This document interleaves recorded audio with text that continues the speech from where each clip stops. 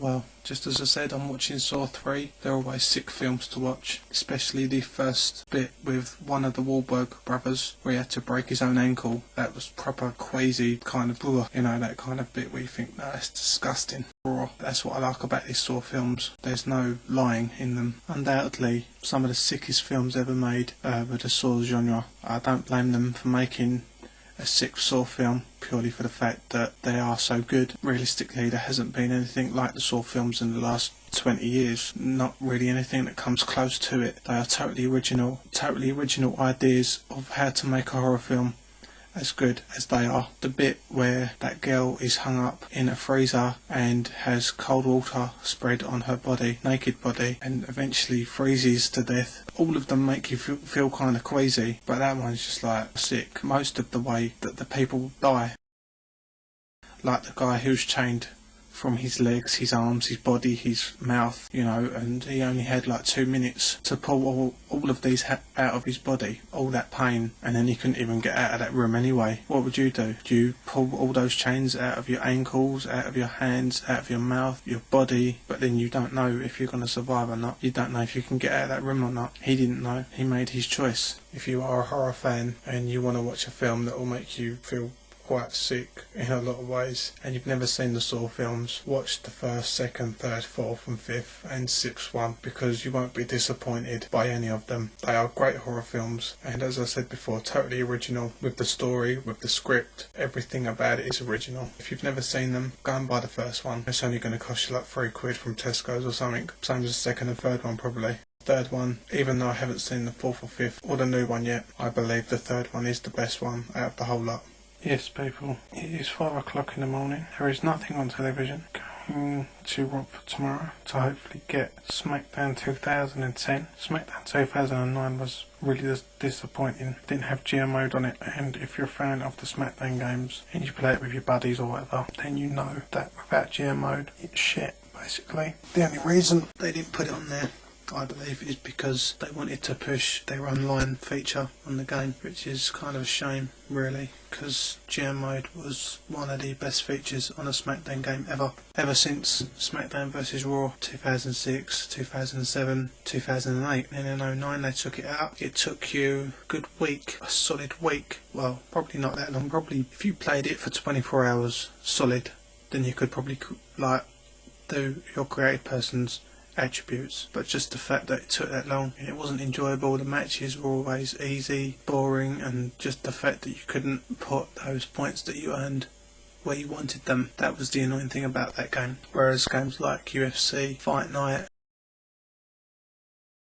and pick the points that you've earned from the previous fight or match, you can pick where you put those attributes, and that's what let that game down a hell of a lot, because with the skills as well, the fighting skills like hardcore, durability, there's more that I've forgotten, bloodshed, submission expert and other stuff like that, and it's just got a bit, that concept was pretty cool. Yeah, just the fact that it was no real fun. It just wasn't as good as 07 or 08. Graphics, on the other hand, on the newest, on 09, SmackDown vs Raw 2009 was fantastic. Graphics on my friend's television, the Vita 28, are amazing, whereas I put it on my television. I've only got a normal telly. They just look shit. It just looks like PS2 graphics. I need a new telly soon. I'm looking forward to buying it, going to the laundrette tomorrow, going to do a bit of shopping for my name for the weekend. Then I'm either going to meet Bert Cole, the Vita 28, whatever you want to call him. I usually call him Bert because it's just easier, and he's been called Bert for years now, or go round now, pick up his score, because we're going to go halves on it apparently. I am getting rid of this game. I don't know if you've played it. It isn't all that. Quite disappointed. Regret getting rid of games like Prototype, Bionic Commando, Medal of Honor Airborne. What else did I get rid of? Bear with me, I'll let you know. I will let you know, people, what other games I had.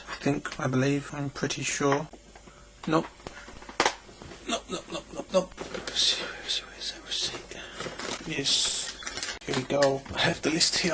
Right, I'll start again now, why not? Games I got rid of to get UFC and Fight Night Round 4 were Bionic Commando for a tenner, Medal of Honor Airborne for £7, Resident Evil 5 for a tenner, Tiger Woods 08 for £7. I've got pretty good price for Prototype, that's £20, but I did pay £40 for that and didn't even complete it. There you go. So yeah, I got rid of all of those games for Fight Nights, which is quite a good game. In a lot of ways it's better than Round 3. The graphics, the counter punching, the only thing missing from it is the view.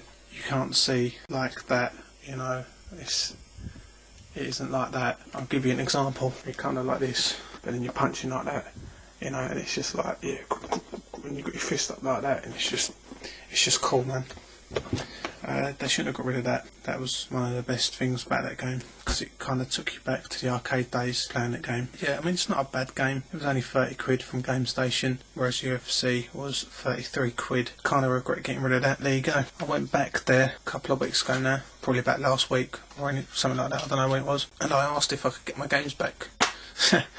And they said, no mate, like, you what? I should have got rid of UFC and got a credit note. That's what I should have done, because I don't even like that game. If you've played it, or if you haven't played it, more to the point, don't buy it if you haven't played it. It isn't really worth it. You get knocked out too easily, and you can knock out other people, your opponents, too easily. You've only got to hit a good punch. The control system's quite complicated, and the graphics are not as good as Fight Night or SmackDown. They're nothing on Fight Night or SmackDown, Resident Evil 5, even GTA. You know, the graphics are just pretty poor, I think. It isn't a bad game, it's not a bad idea, the execution of it. What they needed to do was have 2 health bars, like Fight Night Round 4 for example, one for your stamina, one for your health, and sorry, there's a third, there's 3 on Fight Night Round 4, one for your damage, one for your health and one for stamina. And that's what they should have done with UFC. They didn't do that. I'm going to trade that in. Don't really want to trade it in, but it's one of the games I don't really play that much. There you go, that's the way it goes, I'm afraid. If you want to get a new game, that's what you got to do. It used to bother me quite a lot. I never really used to get rid of games like this one. Have you played that?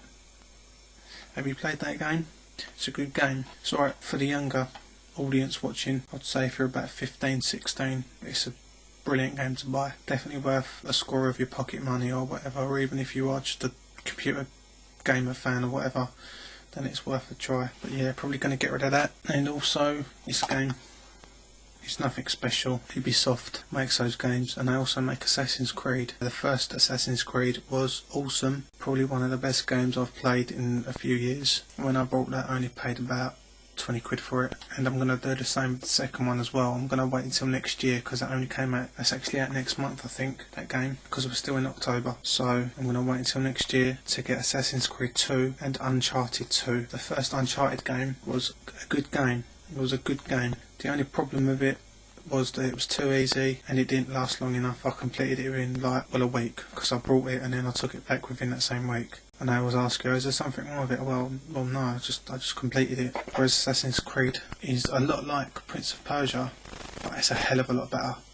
If you are a Prince of Persia fan, or if you like free running, then that's definitely worth a try. I've said this numerous times to my friends, and now I'm saying it on camera. That Assassin's Creed, if you've never played it, give it a go. Even if you just go to Game Station and buy it, you can always take it back within the same week. They never argue with you, whereas Woolworths, well, no, not anymore, whereas like Tesco's, Argos, those kind of places will want a reason or a fault, whereas Game Station will either give you your money back or they'll give you a credit note, but you'll never get your games back. That's the only shitty thing about that place. As I said, it's 20 past 5 in the morning now. Very much looking forward to going around Coles. Upload this probably, all of this tape.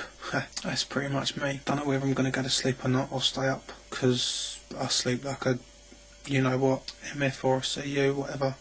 But yeah, I do. I sleep like a bitch. Yesterday,